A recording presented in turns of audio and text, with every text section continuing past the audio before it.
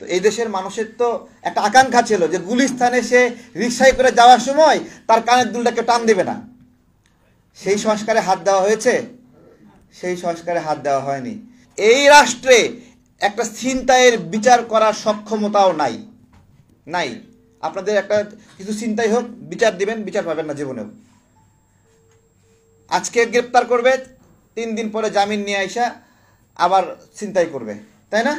বাংলাদেশে গণ অভ্যুত্থানের পরে যদি একটা কোনো জোট মোর্চা থাকতো যারা দেশের সংকটটাকে অনুধাবন করার জন্য গবেষণা করত এবং সমাজের চাপ সৃষ্টিকারী গোষ্ঠী হিসেবে থাকতো, তাহলে এই সমাজের অনেক ভুলই হতো না, বা যারা ভুল করেছে তারা ভুল করার সাহস করতো না।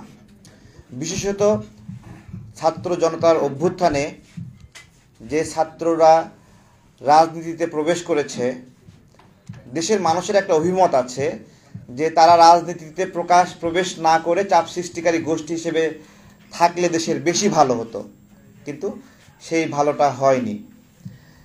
তো এরকম একটি চাপ সৃষ্টিকারী গোষ্ঠী হিসেবেই জাতীয় নাগরিক জোট কাজ করার জন্য চেষ্টা করছে, কিছু রাজনৈতিক লক্ষ্য, কিছু সামাজিক লক্ষ্য, কিছু পরিবর্তনের লক্ষ্য নিয়ে। আমাদের যে 4টি পয়েন্ট রয়েছে, সেই পয়েন্টের মধ্যে একটা গুরুত্বপূর্ণ পয়েন্ট জনবান্ধব টেকসই সংস্কার। আমরা মাসের পরে মাস সংস্কার কমিশনে বসলাম, রাজনৈতিক দলগুলো আলোচনা করলাম। আমরা কি পেলাম? যদি জনগণের কাছে যান, জনগণের কাছে কি দিবেন? বা একটা সাধারণ মানুষের প্রাপ্তি কি, সাধারণ মানুষের চাওয়া কি?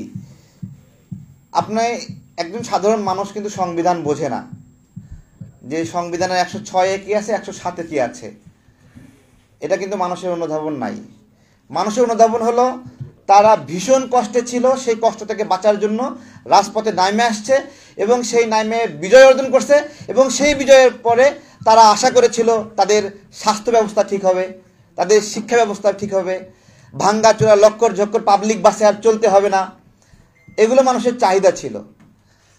সেই সংস্কারগুলো আমাদের দেশের মানুষ পেয়েছে কিনা? আমাদের হাসপাতালগুলো আমাদের পেরেশানি দূর করার ব্যবস্থা করেছে কিনা? আমাদের বড়লোকদের জন্য এভারকেয়ার হাসপাতাল আছে, আমাদের স্কয়ার হাসপাতাল আছে, আবার যাদের সামর্থ্য নাই তারা ঢাকা মেডিকেলের বারান্দায় শুয়া চিকিৎসা নিয়ে চলে যায়। এই সমাজের কিছু মানুষ 5,000 টাকা 10,000 টাকায় চিকিৎসা চায়, তাই এটা আছে। সেই 5-10 হাজার টাকা চিকিৎসায় ব্যয় করার সামর্থ্য যারা আছে তারা কি সেই সেবা পায়? তারা ঢাকা মেডিকেলে যাবে না এভারকেয়ারে যাবে? নাই কিন্তু।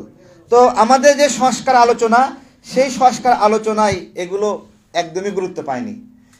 আমরা বলেছিলাম সংস্কার কমিশনে যে হাইকোর্ট মাসের পরে মাস বন্ধ থাকে, শীতকালে একবার, গ্রীষ্মকালে একবার, বর্ষাকালে, বসন্তকালে, অথবা হাইকোর্টের কারো বিয়ে লাগলে